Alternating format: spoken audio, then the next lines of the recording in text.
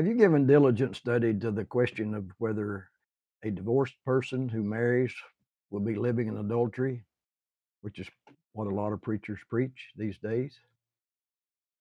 Many people avoid this issue, avoid examining it closely for various reasons.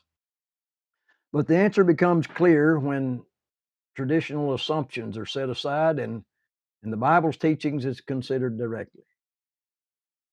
Because this controversial question matters, it deserves our honest and careful attention.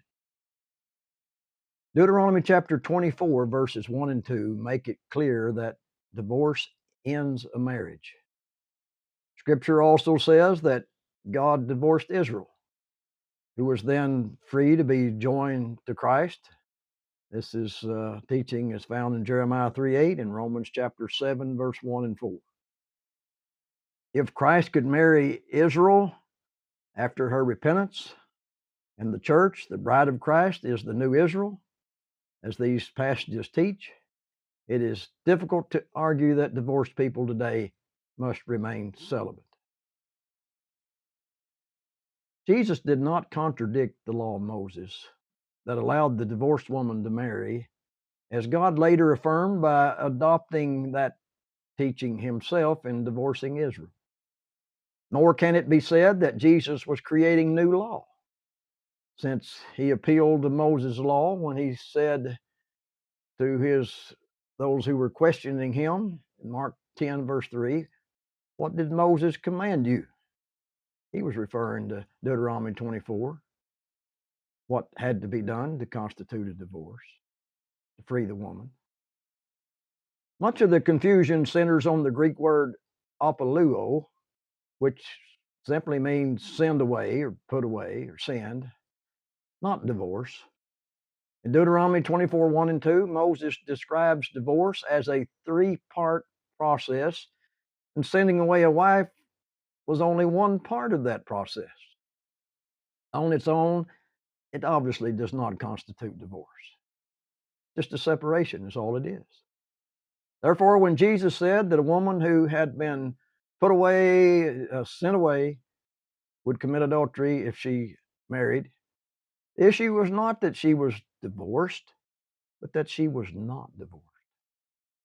Understood this way, Jesus' teaching becomes clear. We can take comfort in knowing of God's grace toward those whose marriages have failed, and that their church leaders don't have to force anyone into celibacy, which serves only the devil. Paul put forbidding to marry, which is what they're doing when they tell these people who don't have a marriage that they can't marry. He puts that into the category of doctrines of devils. 1 Timothy chapter 4, 1 through 3. For further study of this issue, I invite you to look at the Apostle Paul's teaching in 1 Corinthians chapter 7, verse 1 and 2, verse 8 and 9, verse 27 and 28, and also 1 Timothy 4, 1 through 3. I have published a 280-page book entitled Put Away But Not Divorced that presents substantial supporting evidence and addresses virtually every objection to the teaching set forth here. Thousands have benefited from reading this book. It's available on Amazon and as a free download on my website, which you can find by typing in www.totalhealth.bz, like boy, zebra.